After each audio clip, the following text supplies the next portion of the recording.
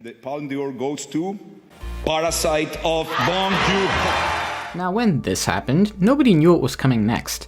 Nobody could possibly anticipate the sheer seismic power that Parasite had over the entire film-going world for nearly a year following its premiere at the Cannes Film Festival.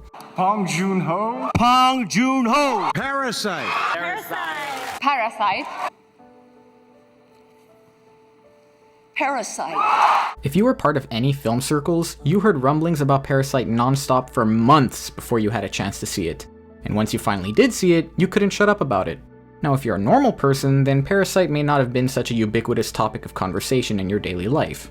But even casual filmgoers, from weekly midnight screening patrons to chatty soccer moms, were catching whiff of this little movie that could, in between their angry Joker discourses.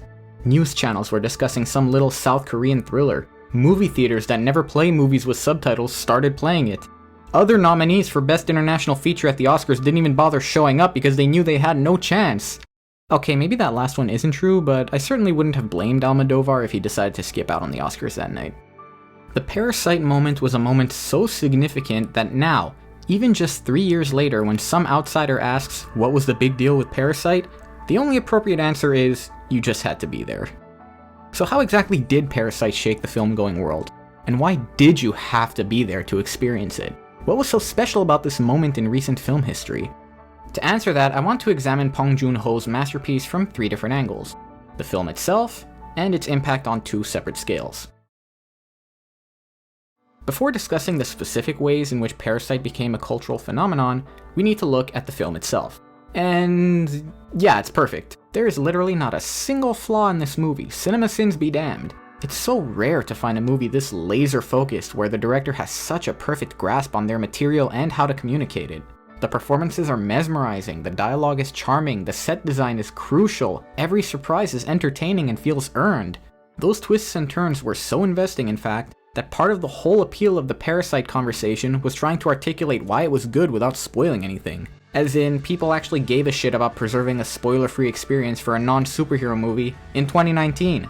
Inconceivable! Just making this video on its own is hard enough without giving away crucial details for the 5 of you out there that still haven't seen the movie.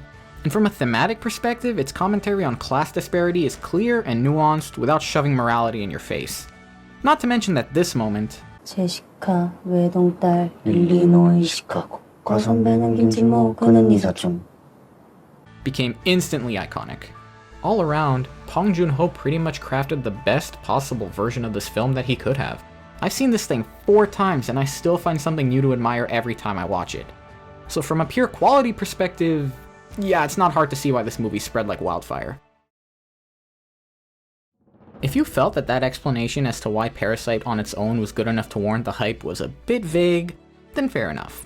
If you've seen the movie, you know why it had to be vague, and if you haven't, you should probably take that as a sign to get your ass up and sit your ass back down to watch it. Now it's time to take a look at how the film fits into Bong Joon-ho's entire career.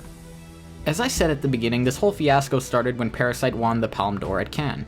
For those unaware, the Palme d'Or is basically the Cannes Film Festival's equivalent of Best Picture.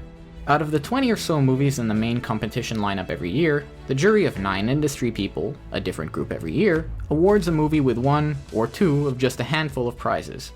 Now the Palme d'Or is the Cannes equivalent of Best Picture, but a lot of people see it as a more prestigious award, due to the higher quality caliber of movies competing, plus the more focused group of judges that you can clearly identify.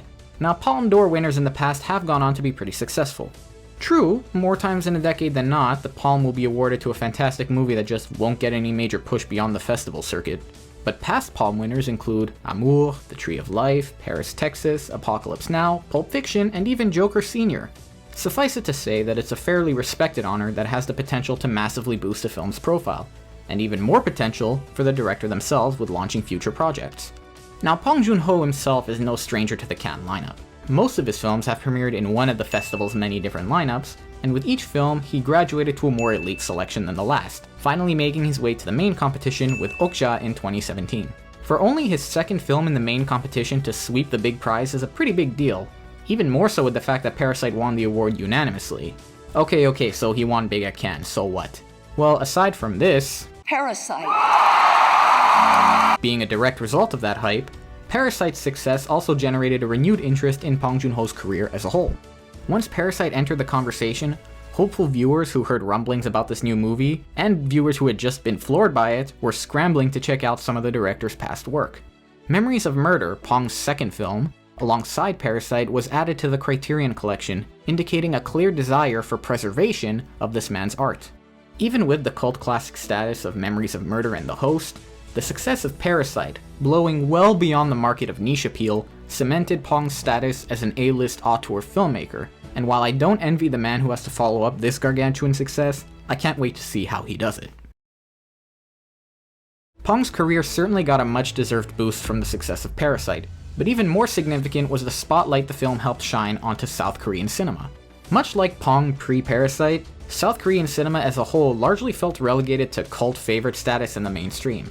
Yeah, every edgy adolescent probably saw Oldboy once, or maybe The Host if they were being adventurous, but the country's status as a goldmine for genre film was mostly unfairly accepted as a stepping stone towards more interesting types of cinema, both in the mainstream and in awards circles.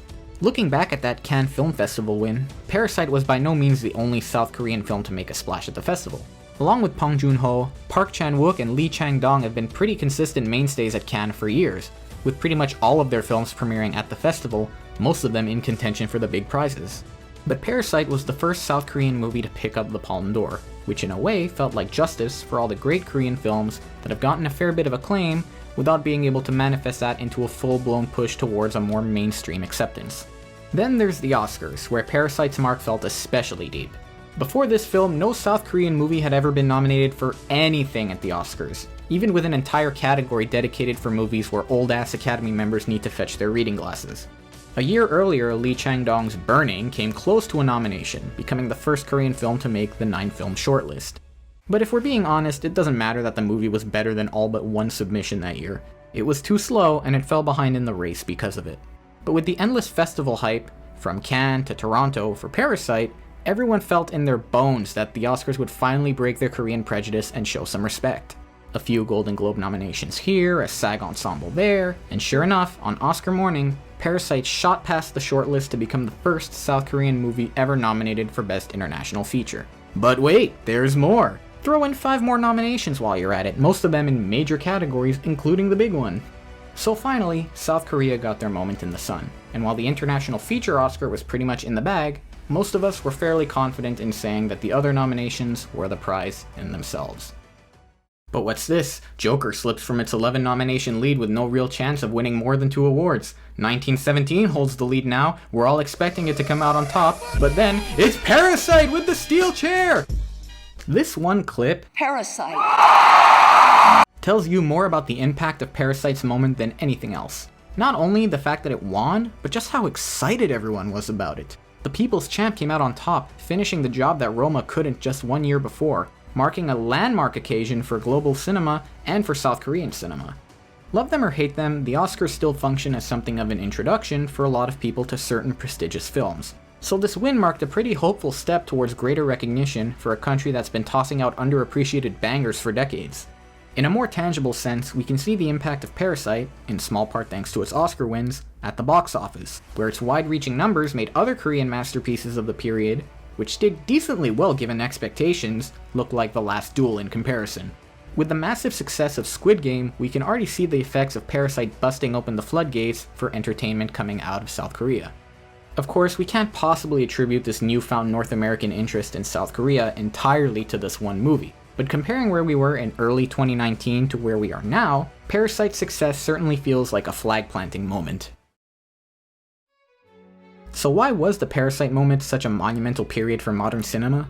Aside from being a pitch-perfect piece of accessible art, Bong Joon-ho's efforts represent a culmination of shifting attitudes towards more open-mindedness in the film-going landscape. 자막, 서브타이틀의 장벽도 아니죠. 한 1인치 정도 되는 그 장벽을 뛰어넘으면 여러분들이 훨씬 더 많은 영화를 즐길 수 있습니다. Once you overcome the 1-inch tall barrier of subtitles, you will be introduced to so many more amazing films. Sure, Parasite was nominated for Best Picture, but foreign movies have made it that far before. And the Oscar goes to Green Book. They ask you how you are, and you just have to say that you're fine when you're not really fine. No one thought until the last second that the Academy would overcome their stuffy narrow-mindedness and actually give the award to a subtitled film. But they actually did it! Even though another international film has yet to reach those heights in the past 2 years, the fact that Parasite made it all the way indicates that such a promise isn't just wishful thinking anymore. Now, when a foreign movie is up for several Oscars outside their one ghetto category, it feels as though it might actually have a fighting chance to win. Are the Oscars the end-all be-all barometer for what society at large is thinking about at the movies? No. Not even remotely, but the Parasite Moment, helped in part by its appearance at the Oscars, promoted a more embracing attitude that reached across all sectors. And while we can already see the slow tides of change rolling in some respects, hopefully, that attitude signals a trend towards more open viewing habits that's a little more permanent. So why the hell is shit like Coda still winning Oscars when Drive My Car is right there, goddamn?